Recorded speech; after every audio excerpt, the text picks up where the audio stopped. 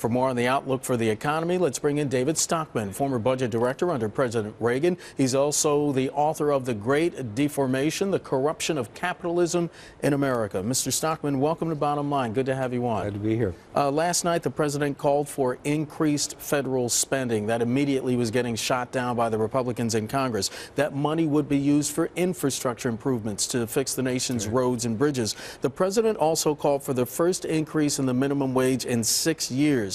Aside from being a hostile political environment, in some circles it's being called a hostile economic environment. Things are still sluggish. Are any of these things achievable in this environment? No, they're not achievable, and they shouldn't be achievable. The last thing we need to do is raise the minimum wage. Our economy is struggling to create jobs. We've created 4 million from the bottom at the end of the recession, but we're still 3 million jobs in the hole. Half of those jobs have been part-time, quasi-minimum wage or just above the minimum wage. Okay. It's the only thing we can seem to generate. And why he thinks going in and telling employers that you're going to have to pay 30% more, 25% more makes any sense, I don't know. It shows you that Washington is not focused on the problem. The problem is their budget. Okay, let me ask you then, if the minimum wage is increased from its current level of $7.25 to $9, would employees be more likely to spend that, and would that not help the economy because that's an increase in consumer spending? Well, yeah, I mean, that's just, the same old Keynesian medicine. If that were the case, let's raise the minimum wage to $16 an hour, $20 an hour. People would have plenty to spend, but you can't tamper with the market. There's supply and demand. Employers on the margin are going to automate, or they're going to, ask the consumer to do the work and not hire a clerk. You can't get yourself in the middle of a $15 trillion economy and try to do good. You're only going to do unanticipated harm. This makes no sense. So at this point, then, it would be incumbent upon private employers to push up the wages of their employees and not have it mandated by Congress? Yeah, I don't think it should be mandated by Congress. I think the supply and demand in the market would generate jobs. I think the minimum wage is too high. It ought to actually be reduced. If people need more income, then we should provide transfer payments through food stamps or through a cash transfer mechanism or through the earned income tax credit to supplement what they're earning in the market. But we can't go in and tell this marketplace, in the competitive world that we're in today, that we're going to arbitrarily dictate what the economic wage is going to be. It doesn't work. Sir, the president continues to insist that Congress pay down this deficit. He says there should be what he calls a fair and balanced mix, combination of spending cuts and tax increases. When you told President Reagan he had to raise taxes, he was hesitant at first. He didn't want to do it, but you said we're basically draining the Treasury with the tax cuts that have been implemented, so the president did go along. What would you tell congressional Republicans today? I would tell them the same thing. They need to fight for spending cuts, which they haven't.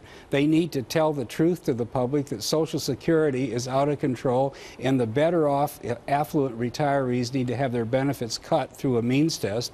They need to go after the Pentagon. It's $150 billion too big. They ought to be as tough on the Pentagon as they are allegedly on domestic spending. And then after they do all that, they should be prepared to put new revenue on the table, because we need that too. Now, they ought to be fighting for a consumption tax to supplement what we're getting from income.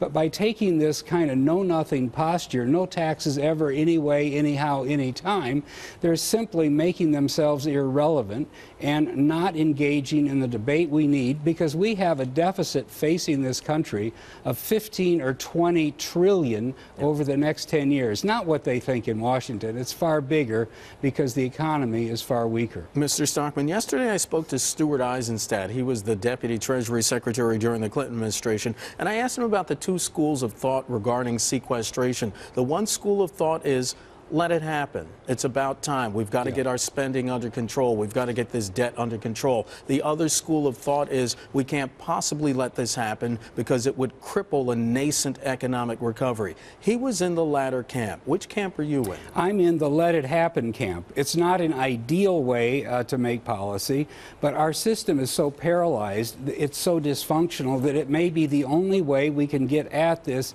massive waste that we have in the Pentagon. But you do do know that there are military leaders, outgoing Defense Secretary Panetta, the chairman of the Joint Chiefs of Staff, all of them say that this would have a crushing effect on our military preparedness and readiness. Well, I don't believe a word Panetta has to say. He's been in Washington 40 years. He's part of the problem. He's so used to this massive government and massive deficits, and let's not worry about it and lay it on our children, that he can't even think straight. I don't believe that whatever he has to say is relevant at all. Mr. Stockman, we have about a minute left. When I knew we were going to get you on, I had to ask you, why does President Obama continue to preside over a sluggish economy? Is it his policies? Does he not want to pivot? Is he a stubborn man? Or is this a question of the economic and political headwinds have just buffeted this economy to the point where it doesn't matter who is in the Oval Office, we were still going to have this growth that was just trudging along? The latter. This is not something that he caused. He's made it a bit worse, but it's a 30-year buildup of headwinds. We borrowed our way to prosperity, the household sector, the business sector, the government. We now have $54 trillion of debt, public and private, on the U.S. economy, way more as a relative to GDP or income than we ever had historically. And it's that debt burden which is holding down the recovery. And frankly, we're going to be fighting this debt problem, public and private, for a decade ahead. And we're going to have constant headwinds, and we're going to be in a constant fiscal crisis because we have no consensus on how to address it. Sir, may I ask you quickly in 10 seconds? You mentioned briefly entitlement reform. How crushing a burden is this, and how much of entitlement reform is going to have to be on the table? A lot. The Medicare and Social Security, the two big non-means-tested entitlements, cost $1.5 trillion. We should cut them by $200 billion by means testing the affluent retirees.